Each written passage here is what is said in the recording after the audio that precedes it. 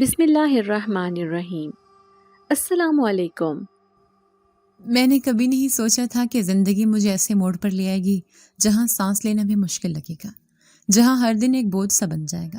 میں اپنی کہانی خود سنا رہی ہوں کیونکہ شاید کوئی سمجھے کہ یتیمی صرف رشتوں کے ختم ہونے کا نام نہیں، یہ دل کے اندر ایک ایسی ویرانی بھی ہے جو کبھی نہیں بھر پاتی۔ ہمارا گھر چھوٹا ضرور تھا مگر اس میں محبت کا سرمایہ تھا۔ اماں اور ابا نے ہمیشہ کوشش کی کہ میں کمی کا احساس نہ کروں۔ غربت تھی مگر چہرے پر مسکراہٹ تھی۔ ایک چھوٹے سے محلے کی گلیوں میں بچپن بیت گیا۔ میں اکثر سوچتی تھی کہ خوشی صرف بڑے مکان یا پیسوں سے نہیں ملتی، خوشی تو اپنوں کی موجودگی میں ہے۔ لیکن خوشیاں کب تک رہتی ہیں؟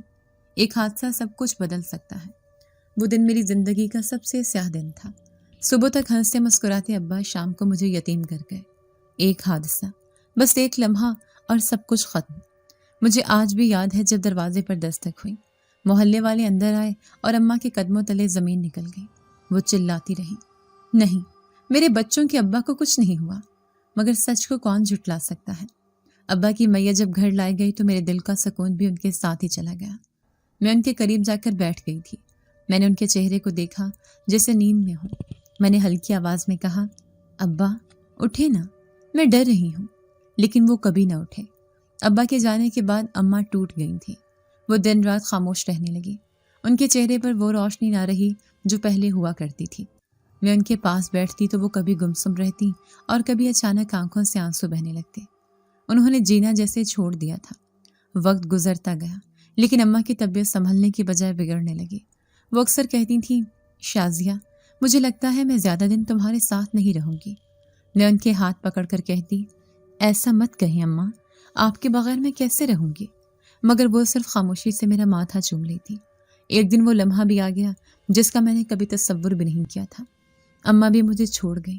اس دن مجھے لگا کہ میرا دل جیسے میرے جسم کے اندر سے نکال لیا گیا ہے۔ میں بالکل اکیلی رہ گئی تھی۔ میرے آنسو تھمتے نہیں تھے۔ میں صحن کے کونے میں بیٹھی خود سے کہہ رہی تھی، یا اللہ، اب میں کس کے سہارے جیوں؟ اس دن کے بعد میں نے جانا کہ تنہائی کیا ہوتی ہے۔ کوئی نہیں تھا جو میرا سر تھپتھپاتا، کوئی نہیں تھا جو کہتا گھبراؤ نہیں، میں ہوں نا۔ محلے والے آئے ضرور مگر جنازے کے بعد سب اپنی اپنی زندگیوں میں واپس لوٹ گئے۔ میں کونے میں بیٹھی سوچتی رہی کہ اب میرا کیا بنے گا۔ میرے ننیال میں کوئی قریبی نہیں تھا، اس لیے میرا سہارا بنے تایا ابو۔ وہ مجھے اپنے ساتھ لے گئے۔ میں دل ہی دل میں شکر گزار تھی کہ شاید اب مجھے گھر کا پیار ملے گا، شاید کوئی مجھے اپنی بیٹی کی طرح اپنائے گا۔ لیکن جب میں تایا کے گھر پہنچی تو پہلی جھلک ہی نے مجھے یہ احساس دلا دیا کہ میں وہاں ایک بوجھ ہوں۔ دروازے پر تائی کھڑی تھی۔ ان کی آنکھوں میں وہ اپنائیت نہیں تھی جو میں ڈھونڈ رہی تھی۔ انہوں نے مجھے اوپر سے نیچے تک دیکھا اور ایک مصنوعی مسکراہٹ کے ساتھ کہا، آ گئی شازیہ، آؤ تمہارے لیے کمرہ تیار ہے۔ ان کے لہجے میں اجنبیت تھی، جیسے وہ دل سے خوش نہ ہو۔ میں نے نظریں جھکا لیں۔ میرے اندر ہمت نہیں تھی کہ کچھ کہہ سکوں۔ میں بس اماں اور ابا کی یادوں کو دل میں سمیٹ کر خاموشی سے ان کے ساتھ اندر چلے گئے۔ کمرے میں بیٹھی میں نے سوچا کہ شاید وقت کے ساتھ سب بہتر ہو جائے گا، لیکن دل میں ایک انجانا خوف بیٹھ گیا۔ رات کو جب سب کھانا کھا رہے تھے تو میں نے محسوس کیا کہ تائی کی نظریں بار بار میری طرف اٹھتی ہیں۔ ان کے چہرے پر سختی تھی۔ انہوں نے آہستہ سے کہا، ہم نے اپنے گھر میں جگہ دے دی ہے، لیکن اب یہ ذمہ داری بھی ہمارے کندھوں پر ہے۔ لوگ تو یتیم کو کہیں کونے میں ڈال دیتے ہیں۔ ان کے الفاظ میرے دل کو کاٹ گئے۔ تایا نے مجھے دیکھا اور چپ رہے۔ میں نے پہلی بار جانا کہ رشتہ دار ہونا اور اپنائیت دینا دو مختلف چیزیں ہیں۔ میں نے اپنے دل میں کہا، شازیہ اب تمہیں خود ہی اپنے لیے جینا ہوگا، کسی سے امید نہیں رکھنی۔ اس رات میں بہت دیر تک جاگتی رہی۔ چھت کو دیکھتے ہوئے میں نے خود سے کہا، کیا یہ سب میری قسمت ہے؟ کیا یہ میرا حصہ تھا؟ آنکھیں بند کی تو اماں اور ابا کے چہرے یاد آئے۔ مجھے لگا جیسے وہ مجھے دیکھ رہے ہیں، کہہ رہے ہیں کہ ہمت رکھو، لیکن ان کی غیر موجودگی کا بوجھ نہ قابل برداشت تھا۔ میرے آنسو تکیے میں جذب ہوتے رہے۔ باہر خاموش رات تھی مگر میرے دل میں طوفان برپا تھا۔ مجھے لگتا تھا یہ تو بس شروعات ہے، اصل آزمائش ابھی باقی ہے۔ میں نے سوچا تھا کہ شاید وقت کے ساتھ سب کچھ آسان ہو جائے گا، شاید تائی کا دل نرم پڑ جائے اور وہ مجھے اپنے بچوں کی طرح سمجھنے لگے۔ لیکن دن گزرتے گئے اور حالات ویسے کے ویسے ہی رہے، بلکہ کبھی کبھی اور سخت ہو جاتے۔ میں کونے میں خاموش بیٹھی رہتی، اپنی کتابوں کو دیکھتی اور سوچتی کہ شاید پڑھائی کے بہانے کچھ سکون مل جائے، مگر وہ بھی زیادہ دیر نہیں رہتا تھا۔ ایک دن صبح ہی صبح تائی کی آواز نے میری نیند توڑ دی۔ شازیہ، کب تک یوں سوئی رہو گی؟ ہم نے تمہیں سہارا دیا ہے، اب تمہارا بھی فرض ہے کہ خدمت کرو۔ میں گھبرا کے اٹھی۔ کمرے کے دروازے پر وہ کھڑی تھی، ہاتھ میں کپڑے کا انبار تھا۔ یہ سب دھو دینا، ہمارے اپنے کام بہت ہیں۔ میں نے چپ چاپ کپڑے اٹھائے اور صحن میں چلی گئی۔ پانی کے ٹب میں کپڑے بھگوتے ہوئے سوچتے رہی کہ وہ شاید ٹھیک کہہ رہی ہیں۔ میں یہاں رہ رہی ہوں تو میرا فرض بھی بنتا ہے کہ میں گھر کا حصہ بنوں، لیکن ہر بار ان کے الفاظ ہوتے جیسے وہ مجھے یہ جتلا رہی ہوں کہ میں ایک بوجھ ہوں۔ کپڑوں کے بعد برتن دھونا، جھاڑو لگانا، کھانا پکانے میں ہاتھ بٹانا، یہ سب میرے روز کا معمول بن گیا۔ لیکن جتنا میں کام کرتی اتنے ہی تانے بڑھتے۔ ایک دن چائے میں ذرا سی کڑواہٹ ہو گئی تو تائی نے سخت لہجے میں کہا، ہم نے تمہیں اپنے گھر میں رکھا ہے، اس لیے نہیں کہ تم ہمیں زہر پلاؤ۔ میرے ہاتھ کانپنے لگے۔ میں نے آہستہ سے کہا، میں دوبارہ بنا دیتی ہوں تائی۔ انہوں نے تیز نظروں سے مجھے گھورا اور کہا، یاد رکھنا، احسان مند رہو، لوگ یتیم کو دہلیز پر نہیں آنے دیتے، ہم نے تمہیں عزت دی ہے۔ ان کے الفاظ میرے دل پر زخم چھوڑ جاتے۔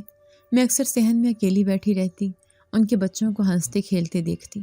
وہ اپنی ماں کے گلے لگ جاتے اور مجھے یاد آتا کہ میری اماں بھی کبھی مجھے یوں گلے لگا کر کہتی تھیں، میری شازیہ، میرا سہارا۔ اب کوئی نہیں تھا جو میرا سہارا بنتا۔ کبھی کبھی مجھے لگتا جیسے میرا وجود صرف ان کے کاموں کے لیے ہے۔ ان کے بچے اسکول جاتے، واپس آ کر ہنسی خوشی کھیلتے، مگر مجھے کہا جاتا، شازیہ کپڑے استری کر دو، شازیہ برتن دھو دو۔ میں نے اپنی پڑھائی کا ذکر کیا تو تائی نے کہا، یہ سب فضول ہے، اب تم بڑی ہو گئی ہو، تمہیں گھر کے کام کرنے چاہیے، پڑھائی سے کون پیٹ بھرتا ہے؟ راتوں کو میں بستر پر لیٹ کر سوچتی، کیا یہی میری قسمت ہے؟ کیا میں نے صرف دوسروں کی خدمت کے لیے جنم لیا ہے؟ ایک شام جب میں سبزی کاٹ رہی تھی تو تائی پاس آ کر بیٹھ گئی۔ ان کے چہرے پر عجیب سا سکون تھا، جیسے کوئی فیصلہ کر چکی ہوں۔ انہوں نے دھیرے سے کہا، شازیہ ایک بات سن لو، ہم کب تک تمہیں اپنے گھر میں بٹھا کر رکھیں گے؟ لوگ طرح طرح کی باتیں بناتے ہیں، اب تمہارے لیے ایک رشتہ آیا ہے۔ میں چونک گئی، ہاتھ میں چھری کانپنے لگی۔ میں نے دبے لبوں سے کہا، رشتہ؟ لیکن میں… وہ بات کاٹ کر بولی، ہاں، اور ہم چاہتے ہیں کہ تم فوراً ہاں کہہ دو۔ وہ لڑکا تم سے کچھ بڑا ہے، مگر اچھا گھر ہے، یہ موقع بار بار نہیں ملتا۔ میرے لبوں پر الفاظ نہیں تھے۔ میں نے ہمت کر کے کہا، کیا میں اسے ایک بار دیکھ سکتی ہوں؟ تائی کے ہونٹوں پر ایک تلخ مسکراہٹ آئی۔ ہمارے خاندان میں یہ رواج نہیں، لڑکیاں خود لڑکوں کو نہیں دیکھتی، فیصلہ ہو چکا ہے۔ میرے دل میں خوف کی ایک لہر دوڑ گئی۔ میں نے محسوس کیا کہ جیسے میرا اختیار چھین لیا گیا ہو۔ کمرے کی خاموشی میں ان کے الفاظ گونجتے رہے، تمہاری شادی طے ہو چکی ہے۔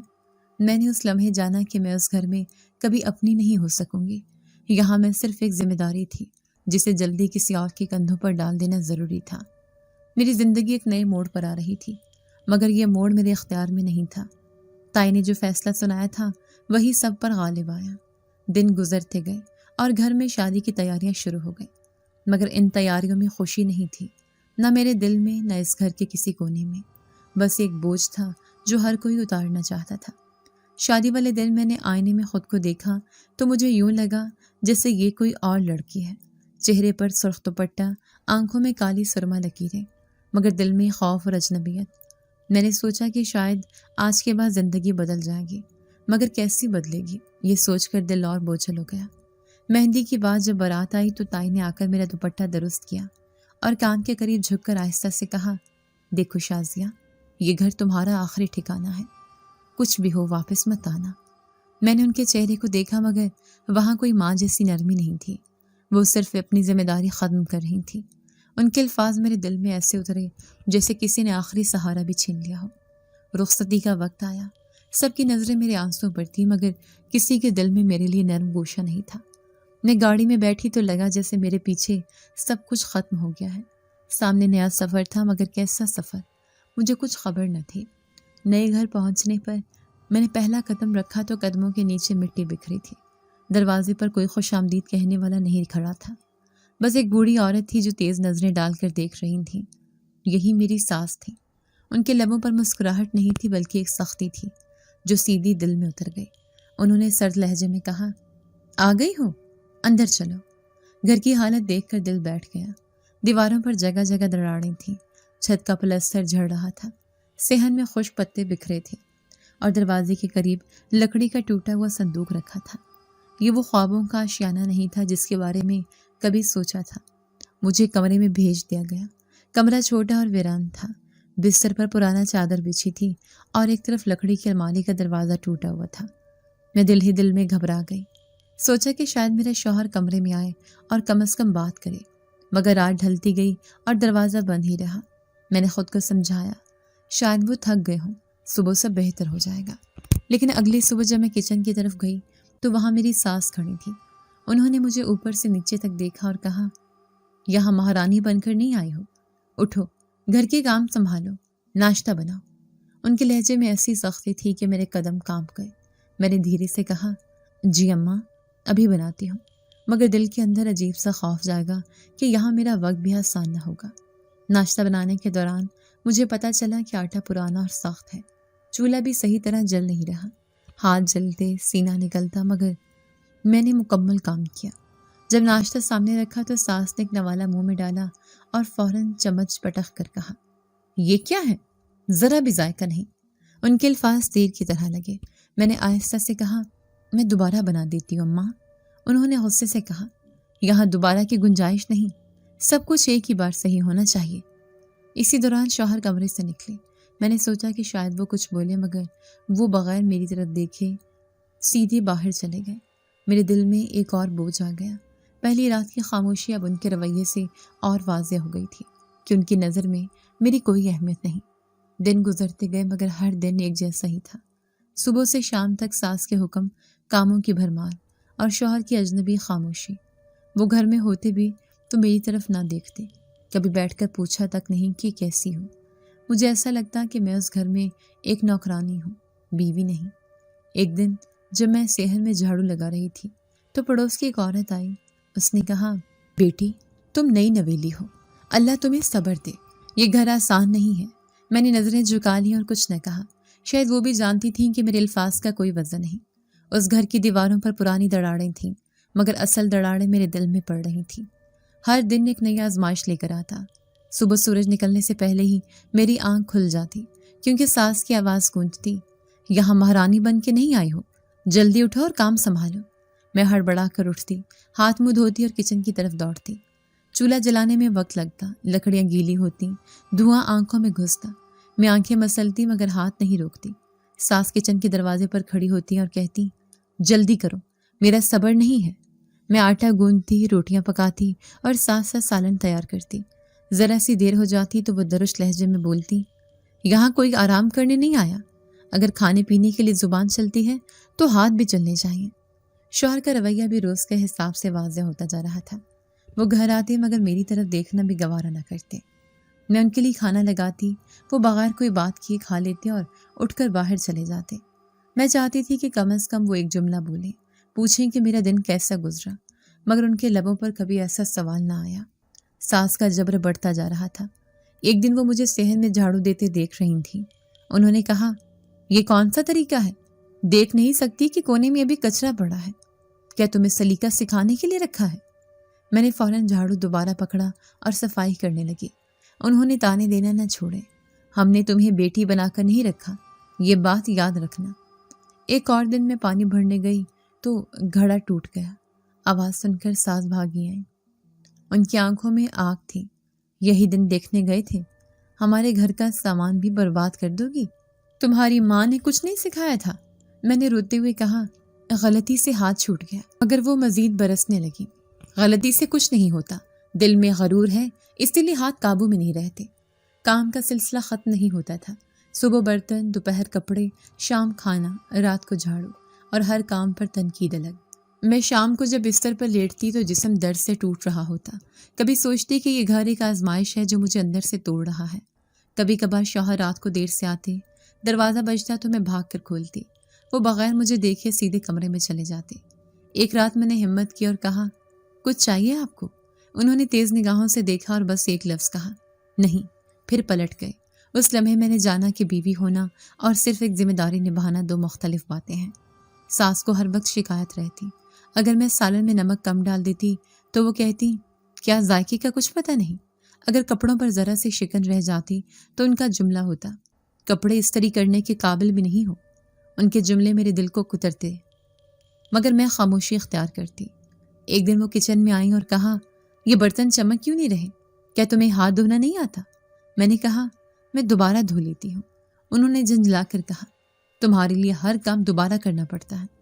اس روز شام کو وہ صحن میں بیٹھی تھیں، میں برتن دھو رہی تھی۔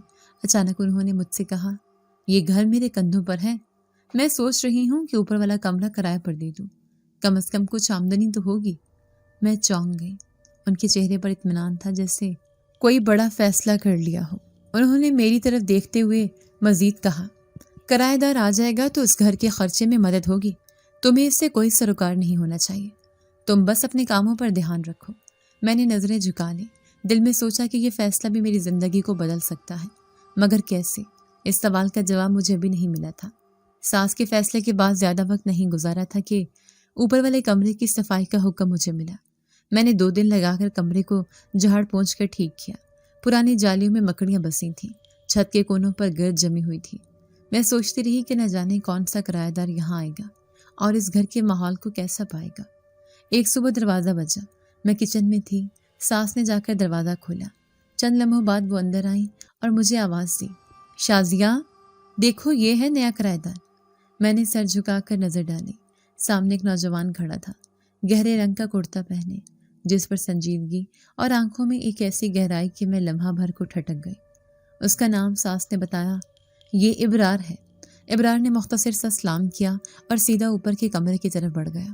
اس کے قدموں میں ایک عجیب سی خاموشی تھی، جیسے وہ زیادہ بولنے والا شخص نہ ہو۔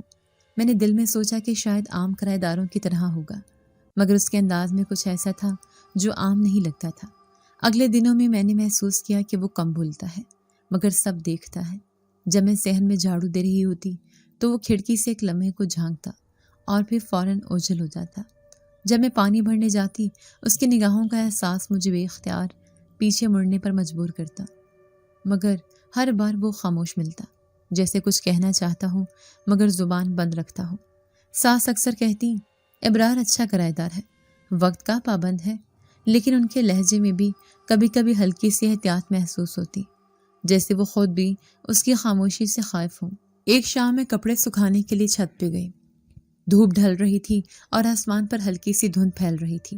ابرار چھت کے کونے پر کھڑا آسمان کو دیکھ رہا تھا، اس کی پشت میری طرف تھی۔ میں نے قدم ہلکے رکھے، مگر جیسے ہی کپڑے رسی پر ڈالنے لگی، اچانک اس نے رخ موڑ کر مجھے دیکھا۔ اس کی آنکھوں میں ایک عجیب سی چمک تھی، جیسے روشنی خود اس کی آنکھوں سے پھوٹ رہی ہو۔ میں لمحہ بھر کے لیے ساکت رہ گئی۔ اس لمحے کے بعد میرا دل تیزی سے دھڑکنے لگا۔ میں فوراً کپڑے پھیلانے لگی اور نیچے اتر گئی۔ دل میں سوچا کہ شاید یہ میرا وہم ہے، مگر اس کے ارد گرد پھیلی دھند عام دھند جیسی نہیں تھی، جیسے کوئی پردہ ہو جو صرف اسی کے گرد سمٹا ہوا ہے۔ اگلے دن جب میں کچن میں کام کر رہی تھی، اچانک بجلی چلی گئی۔ پورا گھر اندھیرے میں ڈوب گیا۔ میں نے لالٹین جلائی اور صحن میں رکھی۔ روشنی ذرا سی پھیلی تو میری نظر اوپر کی کھڑکی پر پڑی۔ ابرار وہاں کھڑا تھا، مگر اس کے گرد اندھیرے میں بھی ہلکی سی سفیدی لپٹی ہوئی دکھائی دے رہی تھی۔ میں نے آنکھیں جھپکی، مگر منظر وہی تھا۔ ساس کو جیسے کچھ اندازہ ہو رہا تھا۔ ایک رات وہ کہنے لگی، یہ ابرار بڑا خاموش ہے، کم بولتا ہے مگر سب پر نظر رکھتا ہے، تم دھیان رکھو، اس کے سامنے اپنی باتیں کم کیا کرو۔ میں نے صرف سر ہلا دیا، مگر دل میں سوچا کہ دھیان رکھنے کی ضرورت مجھے کیوں ہے۔ کچھ دنوں بعد ایک اور واقعہ ہوا۔ میں پانی کے گھڑے کو بھرنے کے لیے کنویں پر گئی۔ وہاں اندھیرا چھایا ہوا تھا۔ جیسے ہی میں نے بالٹی نیچے ڈالی، اچانک پیچھے قدموں کی چاپ سنائی دی۔ میرا دل زور سے دھڑکا۔ میں نے پلٹ کر دیکھا تو ابرار وہاں کھڑا تھا۔ اس نے صرف اتنا کہا، احتیاط سے۔ اس کی آواز دھیمی تھی مگر عجیب سا اثر رکھتی تھی، جیسے میرے کانوں کی بجائے سیدھا دل پر جا کر لگی ہو۔ میں نے ہمت کر کے کہا، آپ اتنی خاموشی سے کیوں آ جاتے ہیں؟ ڈر لگتا ہے۔ وہ لمحہ بھر رکے، پھر آہستہ سے بولے، ڈر کبھی باہر نہیں ہوتا، ہمیشہ اندر ہوتا ہے، اور یہ کہہ کر پلٹ گئے۔ میں کچھ دیر تک وہاں کھڑی رہی، سوچتی رہی کہ آخر وہ کون ہے جس کے الفاظ دل کو اس قدر بھلا دیتے ہیں۔ ہر دن میرے لیے نیا سوال لے کر آتا۔ جب بھی میں صحن میں کام کر رہی ہوتی، اس کی خاموش نگاہیں مجھے محسوس ہوتی، مگر وہ کبھی براہ راست کچھ نہ کہتا، جیسے کوئی پردہ ہو جو اس کے اور میرے درمیان حائل ہے۔ ایک رات میں کمرے میں بیٹھی تھی، باہر ہوا زور سے چل رہی تھی، کھڑکی کے شیشے ہل رہے تھے۔ اچانک مجھے یوں لگا جیسے اوپر سے کسی کے قدموں کی چاپ آ رہی ہو۔ میں نے سناٹا چیرتی آواز میں ساس کو کہتے سنا، یہ اوپر کیا ہو رہا ہے؟ میں خاموش رہی، لیکن اس لمحے میرے اندر ایک سوال نے جنم لیا، کیا ابرار واقعی ایک عام انسان ہے؟ گھر کی فضا پہلے ہی بھاری تھی، ابرار کی خاموش موجودگی نے ماحول کو اور بھی عجیب بنا دیا تھا۔ جب ظلم اپنے انتہا پر پہنچے اور ایک انوکھی مدد نے مجھے حیران کر دیا۔ صبح سے ہی ساس کا موڈ خراب تھا، انہوں نے ناشتے پر شور مچایا کہ سالن زیادہ نمکین ہے۔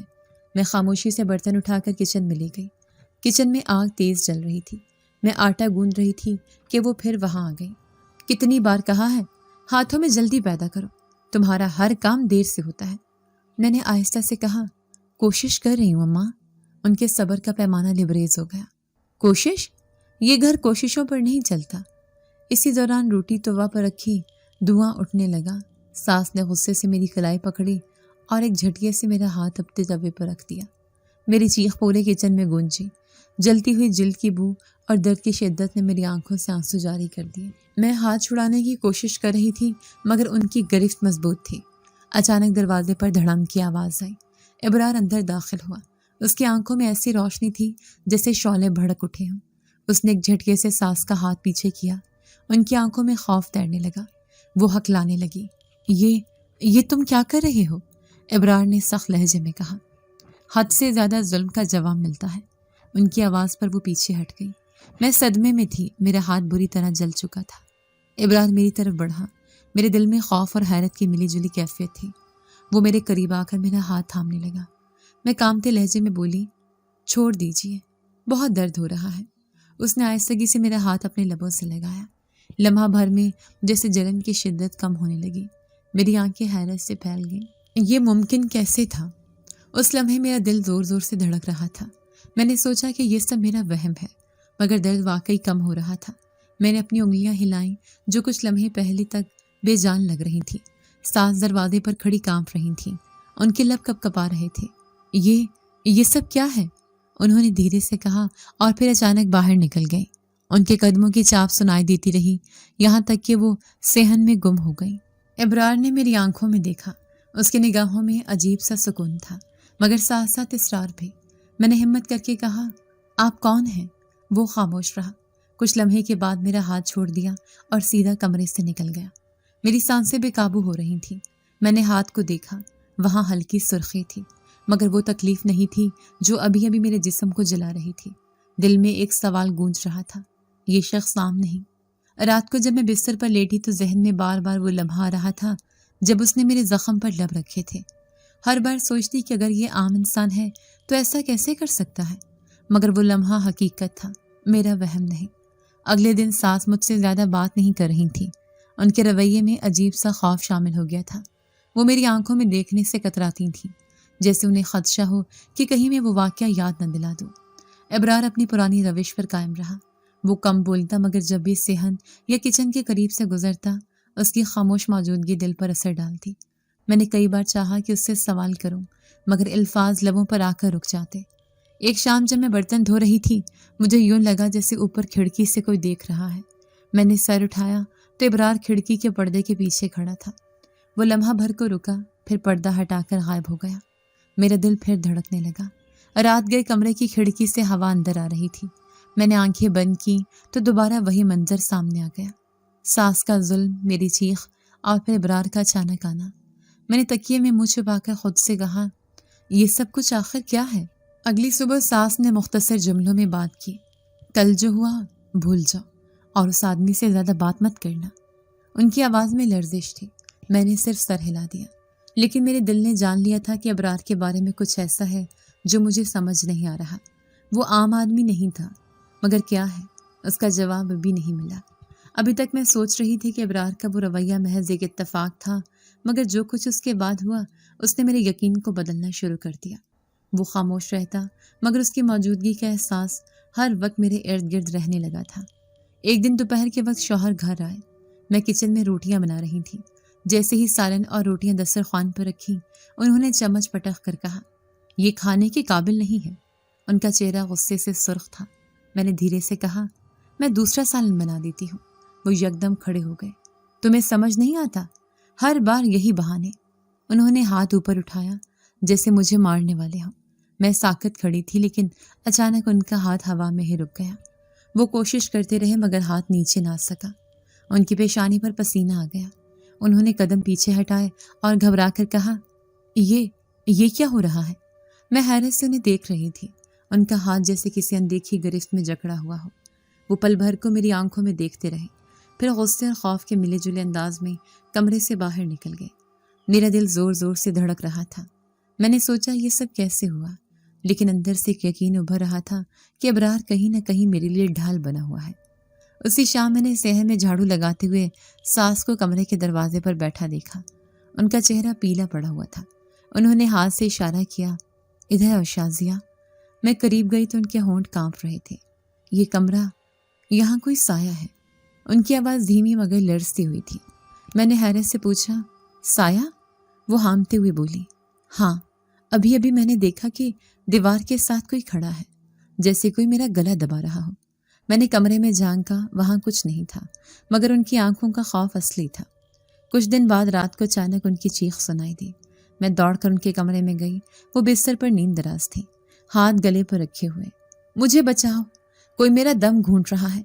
उनकी आवाज़ टूटती जा रही थी। मैंने कमरे में इधर उधर देखा मगर कोई मौजूद न था। मैंने पानी का गिलास दिया तो वो हामती हुई कहने लगी, ये मकान ठीक नहीं है, यहाँ कुछ है। मैं खामोश खड़ी रही और दिल में सोचती रही कि ये सब उनके जुल्म का जवाब तो नहीं। इब्रार अब भी कम गो ही रहा, मगर उसकी मौजूदगी का असर बढ़ रहा था। एक दिन शाम को मैं बर्तन धो रही थी। ऊपर की खिड़की से उसकी परछाई दिखाई दी। वो चुपचाप खड़ा था। मैंने नजरें झुकाए मगर दिल में एक अजीब सा सुकून उतरने लगा। उधर शौहर का रवैया मजीद बिगड़ता जा रहा था।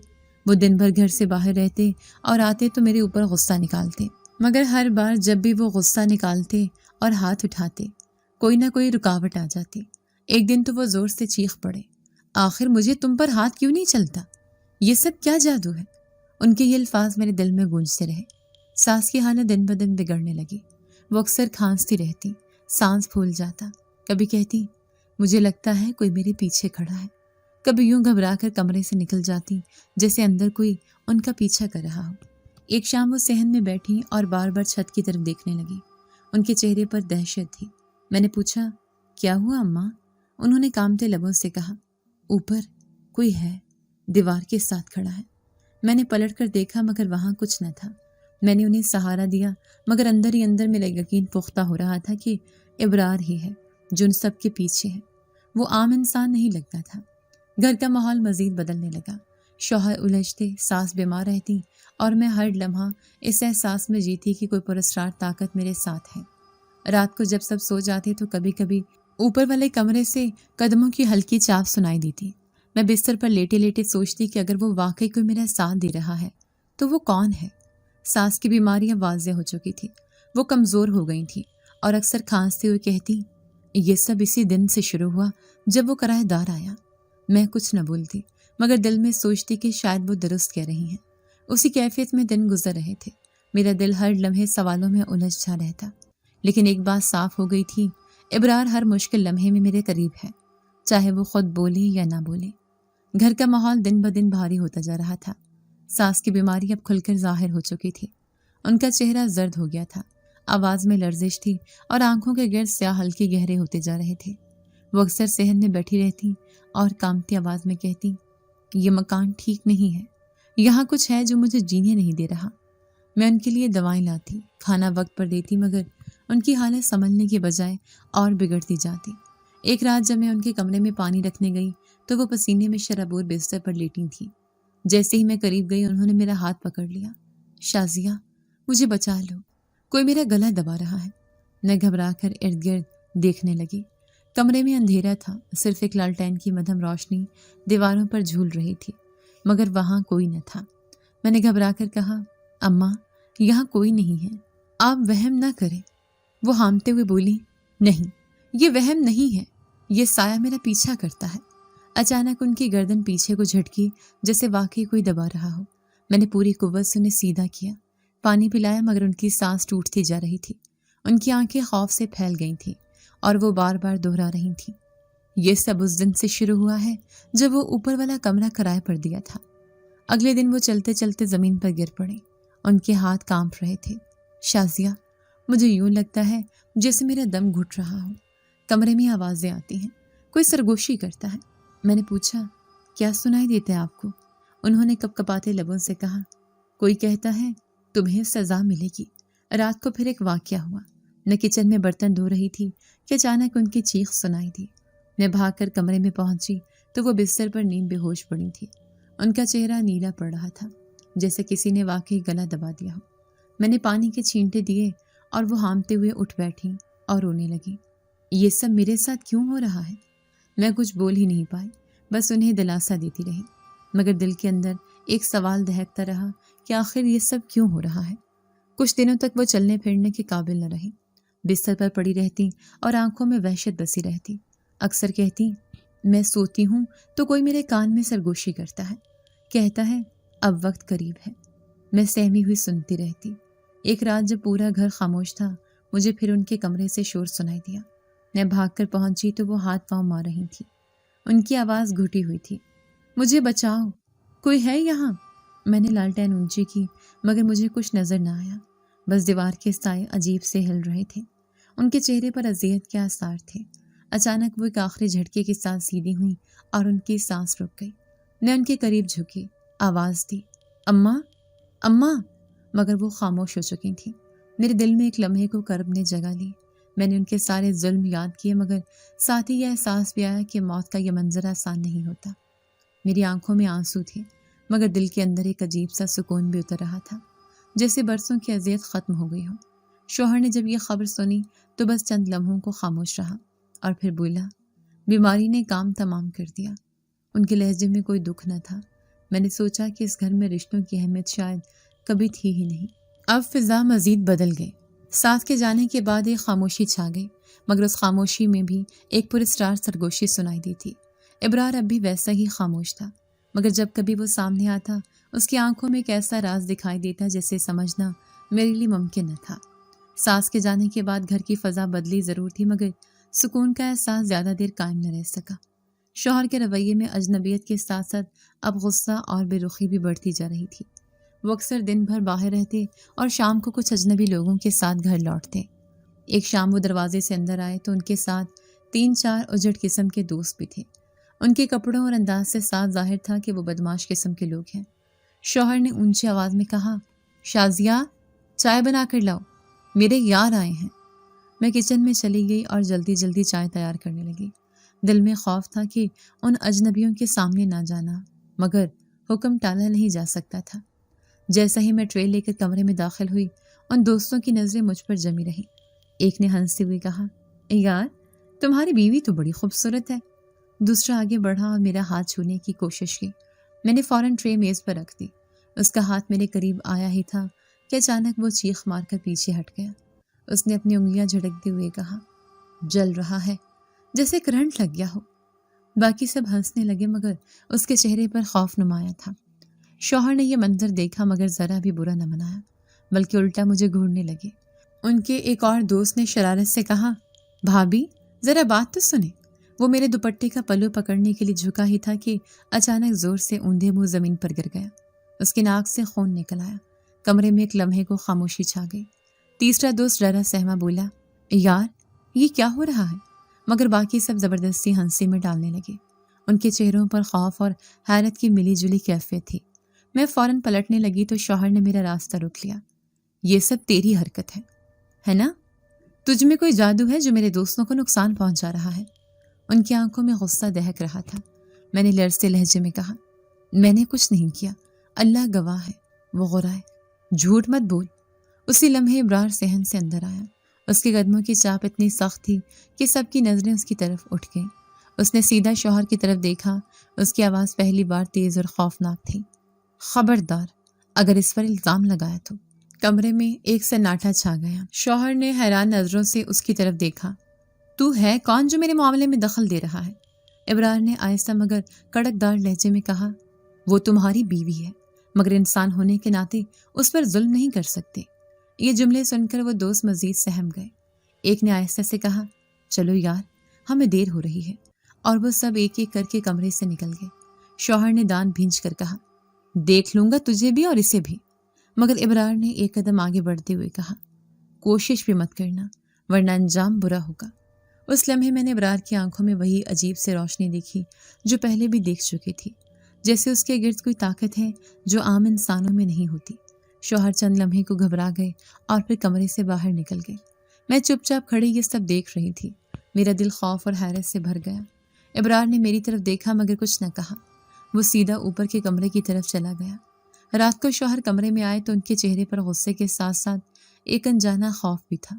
वो कुछ देर खामोश बैठे रहे, फिर मुझे घूरते हुए बोले, याद रख, अगर मेरे दोस्तों को कुछ हुआ भी तो उसका इल्ज़ाम तुझ पर होगा। मैं खामोश रही। दिल के अंदर इब्रार की आवाज़ अब भी गूंज रही थी, अंजाम बुरा होगा। अब मेरा यकीन और भी पुख्ता हो गया था कि ये शख्स आम किराएदार नहीं है। वो हर वक्त तो कुछ नहीं करता, मगर जब जुल्म हद से बढ़ता है तो वो ज़रूर आ जाता है, जैसे कोई छुपी हुई ताकत मेरे आस पास पहरा दे रही हो। कुछ दिन बाद फिर वही दोस्त मोहल्ले के करीब दिखाई दिए, मगर घर आने की जरूरत न कर सके। उनमें से एक ने दूर से शौहर से बात की और फिर सब गायब हो गए। शौहर की नज़रें बार बार ऊपर के कमरे की तरफ उठती। उनके चेहरे पर वही सवाल लिखा हुआ था जो मेरे दिल में भी था, ये इब्रार आखिर है कौन? मगर इस सवाल का जवाब किसी के पास नहीं था। वो अब भी कमगो था, मगर हर लम्हा उसकी मौजूदगी मुझे अपनी हिफाजत का यकीन दिला रही थी। घर के दिन जैसे एक दूसरे पर भारी होते जा रहे थे। एक रात वो खास तौर पर बिगड़े हुए था। कमरे में दाखिल होते ही उन्होंने मेरी तरफ गुस्से से देखा और कहा, ये सब तेरी वजह से है, मेरे दोस्त अब आने से डरते हैं। मैंने आहिस्ता से कहा, मैंने कुछ नहीं किया। उन्होंने जोर से मेरा बाजू पकड़ लिया। झूठ बोलती है, तू ही मनहूस है। मैंने बाजू छुड़ाने की कोशिश की, मगर उनकी गिरफ्त मजबूत थी। फिर अचानक उन्होंने धक्का दिया और मैं फर्श पर गिर पड़ी। उनके कदमों की आवाज़ मेरे करीब आई। आज तुझे मज़ा चखा कर रहूँगा। उन्होंने हाथ ऊपर उठाया। अचानक कमरे का दरवाज़ा ज़ोर से खुला। इब्रार अंदर आया। उसकी आंखों में वही पुरस्कार रोशनी थी और उसकी मौजूदगी ने माहौल बदल दिया। शौहर लम्हा भर को रुके, फिर गौराए, यहाँ क्या कर रहा है तू? ये मेरा मामला है। इब्रार ने एक कदम आगे बढ़ाया। उसकी आवाज़ गरज की तरह कमरे में गूंजी, खबरदार, दोबारा हाथ लगाए तो। ये आवाज़ आम इंसान की आवाज़ नहीं थी। इसमें ऐसी हैबत थी कि कमरे की दीवारें जैसे लर्ज़ गईं। शौहर के कदम डगमगा गए। उन्होंने दोबारा हाथ उठाने की कोशिश की, मगर उनकी कलाई हवा में ही कांपने लगी, जैसे कोई गैर मरई ताकत उसे जकड़े हुए हो। उनकी पेशानी पर पसीना बहने लगा। उन्होंने घबरा कर चीखा, ये सब क्या है? इब्रार मज़ीद करीब हुआ। उसकी आंखों की चमक और गहरी हो गई। मैंने कहा, इस पर जुल्म किया तो अंजाम बुरा होगा। उसके लहजे में ऐसी धमक थी कि शौहर पीछे हटते गए। वो कमरे से भागकर सहन में निकले और फिर दरवाज़ा ज़ोर से खोलकर बाहर चले गए। मैं फर्श पर बैठी ये सब देखती रही। मेरा दिल कांप रहा था, मगर साथ ही एक अनजाना सुकून भी था। इब्रार ने मेरी तरफ एक लम्हे को देखा, फिर बगैर कुछ कहे वापस पलट गया और कमरा छोड़कर ऊपर चला गया। उस रात के बाद शौहर कई दिन तक घर नहीं लौटते। मैंने सोचा शायद वो वाकई डर गए हैं, मगर अंदर ही अंदर मुझे डर था कि वो कब लौटेंगे और क्या नया तूफान लाएंगे। चंद दिन बाद मोहल्ले में खबर फैल गई। लोग दरवाजे पर आकर सरगोशियां कर रहे थे। एक औरत ने मुझे आवाज़ दी, बेटी, तुम्हें नहीं पता, तुम्हारे शौहर को पुलिस मुकाबले में मार दिया गया है। मेरे कदम ज़मीन में धंस गए। खबर सुनकर एक लम्हे के लिए मुझे यकीन ही ना आया, मगर फिर तफसील सामने आई कि वो एक जुर्म में पुलिस को मतलूब थे और मुकाबले के दौरान मारे गए। मेरे दिल में अजीब सी कैफियत पैदा हुई। शौहर के साथ मेरा रिश्ता वैसे भी खाली खाली था, मगर उनका अचानक यूं ख़त्म हो जाना एक और झटका था। मैं कमरे में बैठ गई, हाथ कांप रहे थे। उस वक्त इब्रार कहीं दिखाई न दिया, मगर मैं जानती थी कि उनका अंजाम भी शायद इसी सिलसिले की कड़ी था जिसने सास को ख़त्म किया था। हर बार जुल्म के बाद कोई ना कोई ताकत ज़ाहिर होती थी और अंजाम खुद ब खुद करीब आ जाता था। घर में एक अजीब खामोशी छा गई, जैसे बरसों से जो शोर और अजियत थी वो अचानक ख़त्म हो गई हो। मैं सेहन में बैठी देर तक आसमान को देखती रही। बादलों के बीच एक हल्की सी चमक थी जो मुझे इब्रार की आंखों की याद दिला रही थी। अब मेरे सामने नई जिंदगी थी। मैं सोचती रही कि शायद ही मेरा इम्तिहान ख़त्म हुआ है, मगर दिल में एक सवाल बार बार गूंजता रहा, ये सब करने वाला आखिर कौन है? और अगर इब्रार आम इंसान नहीं तो फिर है कौन? शौहर के मरने के बाद घर सुनसान हो गया। दीवारों पर लटके पुराने कैलेंडर भी जैसे खामोशी में डूब गए थे। फ़ज़ा भारी थी, मगर अजियत का शोर ख़त्म हो गया था। मैं दिन भर सहन में बैठी सोचती रहती। हर बार दिल में एक ही सवाल गूंजता, ये सब कैसे हुआ? और जवाब के तौर पर हर बार एक ही चेहरा उभरता, ابرار کا۔ کئی دن تک وہ اوپر کے کمرے میں ہی رہا۔ کبھی کبھار اس کی چاپ سنائی دیتی تو لگتا جیسے کوئی سایہ چل رہا ہو۔ میں نے بارہا چاہا کہ اس سے بات کروں مگر ہمت نہ ہوئی۔ آخر ایک شام میں نے فیصلہ کیا۔ میں نے ہلکے قدموں سے زینہ چڑھا اور اوپر کے کمرے کی طرف گئی۔ دروازہ آدھ کھلا تھا۔ میں نے دستک دی۔ اندر سے مدھم سی آواز آئی، آ جاؤ۔ میں چونکی کہ اس نے پہلے ہی جان لیا کہ میں دروازے پر ہوں۔ دل زور زور سے دھڑک رہا تھا مگر میں اندر داخل ہوئی۔ کمرہ سادہ تھا، ایک چارپائی، ایک پرانی کرسی اور کھڑکی ساتھ ہی مدھم روشنی۔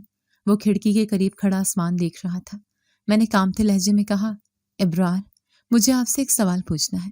وہ آہستہ سے پلٹا۔ اس کی آنکھوں میں وہی گہری چمک تھی جس نے مجھے ہمیشہ الجھایا تھا۔ پوچھو۔ میں نے ہمت جمع کی۔ آپ کون ہیں؟ یہ جملہ میرے لبوں سے نکلا تو کمرے کی فضا اور بوجھل ہو گئی۔ چند لمحے وہ خاموش رہا، پھر بولا، میں وہ نہیں جو تم سمجھتی ہو۔ میری نظریں اس کے چہرے پر جم گئی۔ کیا مطلب؟ اس نے کرسی کھینچی اور بیٹھ گیا۔ پھر دھیمے لہجے میں کہا، میں عام انسان نہیں ہوں، میں ایک جن زادہ ہوں۔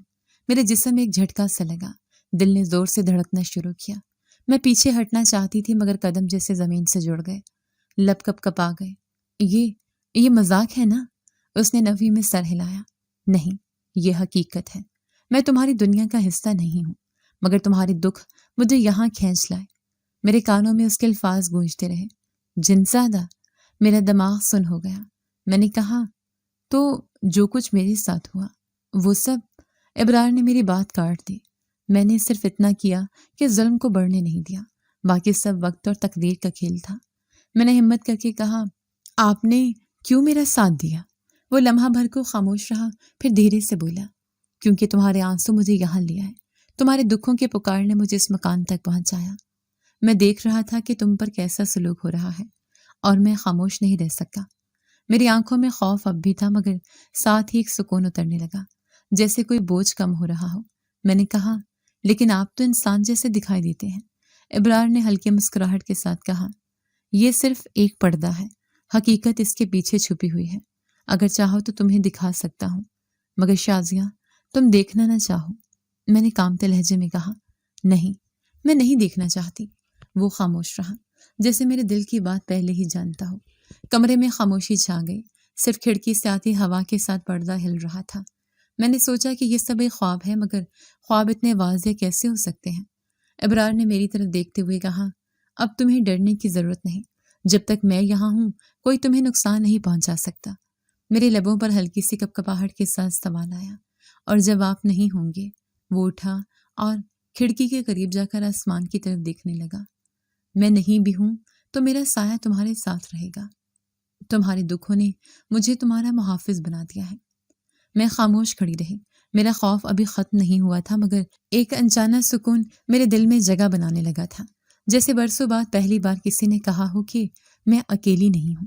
میں کمرے سے باہر نکلی تو دل میں بار بار یہی سوچ تھی، جن زادہ۔ یہ لفظ میری روح میں گونج رہا تھا مگر ساتھ ہی ایک اطمینان بھی کہ جس طاقت نے اب تک میرا ساتھ دیا وہ میرے دشمنوں کے خلاف ہمیشہ کھڑی رہی۔ اب سوال یہ تھا کہ آگے میری زندگی کس موڑ پر لے جائے گی۔ ابرار کے انکشاف نے میری زندگی کے سارے سوالات کو ایک نیا رخ دے دیا تھا۔ میں دن رات سوچتی کہ ایک جن زادہ میرا محافظ کیسے بن گیا۔ کیا یہ محض تقدیر کا کھیل تھا یا کوئی ایسا تعلق جس میں ابھی تک سمجھ نہیں پائی؟ خستہ دیواروں کے بیچ رہتے ہوئے بھی اب مجھے ہر وقت ایک عجیب سا سکون محسوس ہونے لگا تھا۔ کئی دن بعد کی بات ہے، میں صحن میں بیٹھی برتن دھو رہی تھی۔ اچانک ابرار میرے قریب آ گیا۔ اس کے قدموں کی چاپ اتنی ہلکی تھی کہ میں چونک گئی۔ اس نے دھیرے سے کہا، شازیہ، یہ مکان تمہارے شایان شان نہیں ہے، تمہیں یہاں نہیں رہنا چاہیے۔ میں نے نظریں جھکا کر جواب دیا، یہی تو میرا گھر ہے اور کہاں جا سکتی ہوں؟ ابرار نے گہری نظر سے مجھے دیکھا۔ اگر میں کہوں کہ ایک نیا مکان تمہارا انتظار کر رہا ہے تو؟ میرے دل کی دھڑکن تیز ہو گئی۔ میں نے کہا، کیسا مکان؟ اس نے بس اتنا کہا، آؤ میں دکھاتا ہوں۔ میں اس کے ساتھ چل دی۔ محلے کی گلیوں سے نکلتے ہوئے میرا دل خوف اور تجسس کے ملے جلے جذبات سے بھرا ہوا تھا۔ کچھ فاصلے پر ایک نیا مکان تھا، سفید دیواریں، بڑی کھڑکیاں اور صحن میں ہریالی۔ میں نے دروازہ دیکھا تو دل بے اختیار لرز اٹھا۔ یہ کس کا ہے؟ ابرار نے آہستہ سے کہا، یہ آج سے تمہارا ہے۔ میرے لب کپ کپائے، مگر یہ کیسے ممکن ہے؟ وہ دھیرے سے مسکرایا۔ میں نے کہا تھا نا، تمہارے دکھ مجھے یہاں لائے ہیں، اب تمہیں دکھ سہنے کی ضرورت نہیں۔ یہ مکان، یہ زندگی سب تمہارے لیے ہے۔ میں دروازے کے اندر داخل ہوئی۔ ہر کمرہ صاف ستھرا اور روشن تھا، پردے جھول رہے تھے، فرش چمک رہا تھا۔ یہ سب کچھ اتنا مختلف تھا کہ میری آنکھوں میں آنسو آ گئے۔ کیا واقعی یہ سب میرا ہے؟ میں نے ہلکی آواز میں پوچھا۔ ابرار نے سر ہلایا۔ ہاں، اور صرف مکان نہیں، میں بھی تمہارے ساتھ رہنا چاہتا ہوں۔ میرے قدم رک گئے۔ کیا مطلب؟ اس نے ایک لمحہ میری آنکھوں میں دیکھا اور بولا، شازیہ، میں تم سے نکاح کرنا چاہتا ہوں۔ میں چاہتا ہوں کہ تمہاری زندگی کا ہر دن سکون اور محبت سے بھر جائے۔ میرا دل دھک سے رہ گیا۔ وہ ایک جن زادہ تھا، عام انسان نہیں، مگر پھر بھی وہ سب یاد آیا جو اس نے میرے لیے کیا، کس طرح میرے دکھوں میں ڈھال بن گیا۔ میں نے ہچکچاتے ہوئے کہا، مگر آپ تو… ابرار نے میرا جملہ کاٹ دیا۔ ہاں، میں عام انسان نہیں ہوں، مگر تمہارے ساتھ رہنے کے لیے مجھے انسان ہونے کی ضرورت نہیں۔ مجھے صرف تمہاری رضا چاہیے۔ میرے لبوں پر کوئی لفظ نہ آیا، صرف دل کی دھڑکنیں جواب دے رہی تھی۔ چند لمحے خاموشی رہی، پھر میں نے دھیرے سے سر جھکا کر کہا، میں راضی ہوں۔ ابرار کی آنکھوں میں پہلی بار سکون نظر آیا۔ پھر آج ہی ہم نکاح کریں گے۔ اسی شام ایک بزرگ کو بلایا گیا۔ کمرے میں ایک ہلکی سی روشنی پھیل گئی تھی۔ نکاح کے الفاظ گونجتے رہے اور میں نے دل سے قبول کیا۔ میرے کانوں میں بار بار یہی جملہ گونج رہا تھا، قبول ہے۔ نکاح کے بعد ابرار نے میرا ہاتھ تھاما۔ اس کے لمس میں عجیب سی حرارت تھی، مگر اس کے ساتھ ایک سکون بھی۔ اس نے آہستہ سے کہا، اب سے میں ہمیشہ تمہارے ساتھ رہوں گا، تمہارا ساتھ کبھی نہیں چھوڑوں گا۔ میری آنکھوں سے بے اختیار آنسو بہہ نکلے۔ میں نے دل ہی دل میں کہا کہ یہ وہ لمحہ ہے جس کی میں نے کبھی توقع نہیں کی تھی۔ وہ مہمان بن کر آیا تھا، مگر میری زندگی بدل گیا۔ رات کو جب میں نئے مکان کے صحن میں کھڑی آسمان کو دیکھ رہی تھی، ٹھنڈی ہوا میرے چہرے کو چھو رہی تھی، میں نے دھیرے سے خود سے کہا، وہ مہمان بن کے آیا تھا، لیکن میری زندگی بدل گیا۔ اگر آپ کو آج کی ہماری کہانی پسند آئی ہے تو اسے لائک کیجیے اور اپنے پیاروں کے ساتھ شیئر کیجیے۔ اور ہاں، اگر آپ نے ابھی تک ہمارا چینل سبسکرائب نہیں کیا تو ضرور کیجیے۔ ملتے ہیں کل ایک نئی اور دلچسپ کہانی کے ساتھ۔ تب تک کے لیے اللہ حافظ۔